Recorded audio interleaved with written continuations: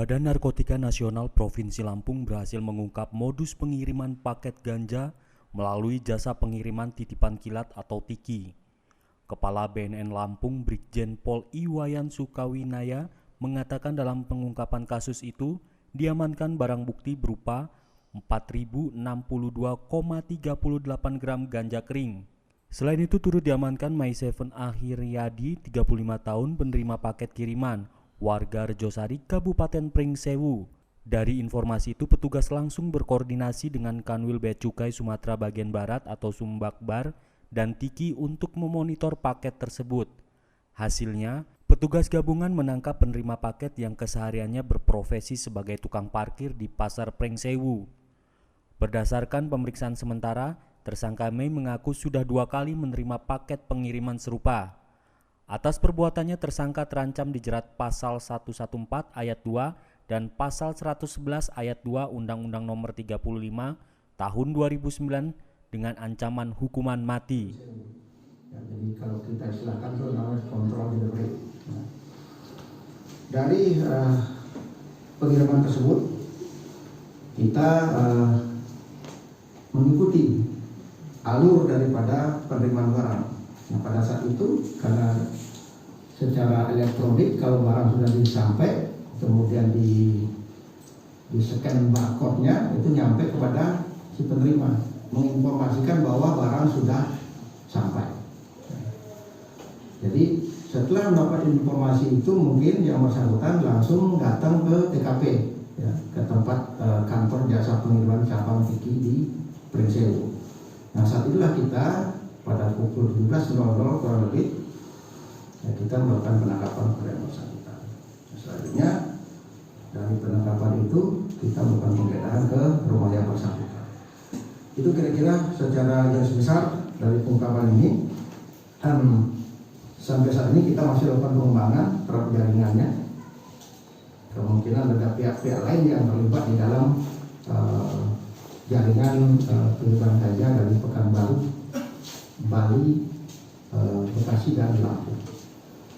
Kira-kira demikian yang bisa saya sampaikan secara garis besar. Tapi kita sudah ada curigaan, kemudian kita berkomunikasi dengan teman-teman di Bea Cukai. Jadi bersama-sama teman-teman Bea Cukai kita melakukan semacam kontrol delivery lah, kira-kira gitu. Perjalanan barang dari Pekanbaru menuju Cengkareng baru ke Lampung. Jadi kurang lebih 3 hari lah kita lakukan itu komunikasi dengan teman Bea Cukai. Adapun tersangka yang kita dapatkan dari pengungkapan ini ya, dari Pekanbaru, karena pengirimnya ditangani oleh Pekanbaru ya. Itu pada tanggal 3 Juli 2020 sekira jam 17.00 WIB itu kita berkomunikasi juga bersama Bea Cukai ke jasa pengiriman TIKI ya, di daerah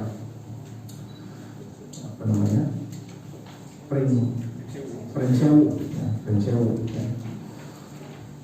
Nama tersangka Maiseven Ahiryadi ya, ini ada artinya, nama Ikas, umur 35 tahun, kelahiran Tanggamus, Brunei 85, kerjaan oleh swasta, pendidikan tertingginya SMP. Jadi beliau ini, si tersangka ini, menurut keterangannya sudah melakukan kegiatan ini 2 kali, ya, 2 kali menurut keterangannya. Tapi kita tetap melakukan pemeriksaan terhadap yang bersangkutan apakah memang sesuai dengan keterangan diberikan hanya baru 2 kali ya, melakukan penerimaan kiriman narkotika berbentuk atau sejenis ganja. Dari si tersangka kita dapat mengamankan atau menyita 1 dus coklat ya yang dibungkus, di mana di dalamnya ada 5 paket besar. Setelah kita cek itu isinya ganja, jadi 5 paket, 5 bungkus dibungkus kertas warna coklat.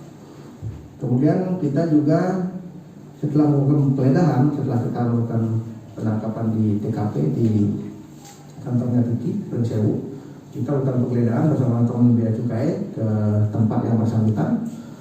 Di kamar yang sama kita temukan lagi ya, satu paket kecil ganja, kemudian satu bungkus atau satu plastik sedang warna putih juga isinya. Jadi itu sisa-sisa dari penerimaan yang sebelumnya di kamar yang bersangkutan.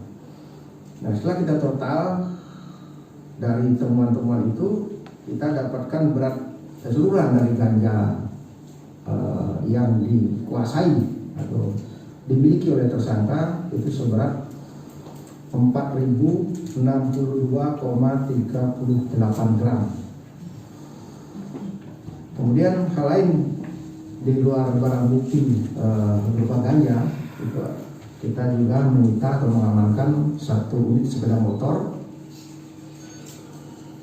merek Suzuki Evo tanpa plat nomor.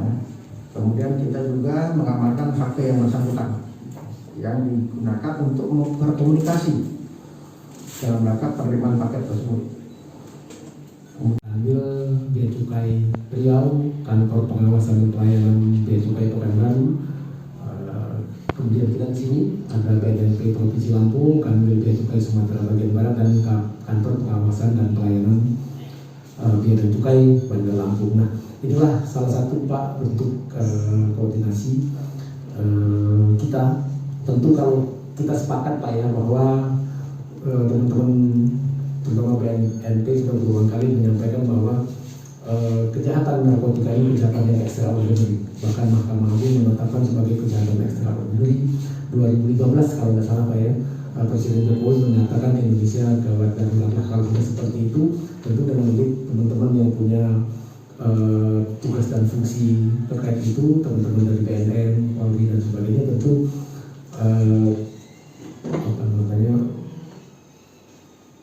betul-betul harus, tetapi perlu diketahui bahwa ketika kejahatannya ini sifatnya adalah katakanlah terencana, terorganisir, sistematis, kemudian dalam banyak hal melibatkan jaringan internasionalitas negara Pak ya, dan kita ketahui dampaknya juga bisa merusak tatanan sosial dan ekonomi masyarakat, bahkan dalam banyak hal juga bisa mengganggu keamanan negara dan mengganggu kesejahteraan masyarakat. Nah, oleh karena itu tadi seperti yang digambarkan Pak Kepala tadi, ini adalah bentuk koordinasi yang erat antar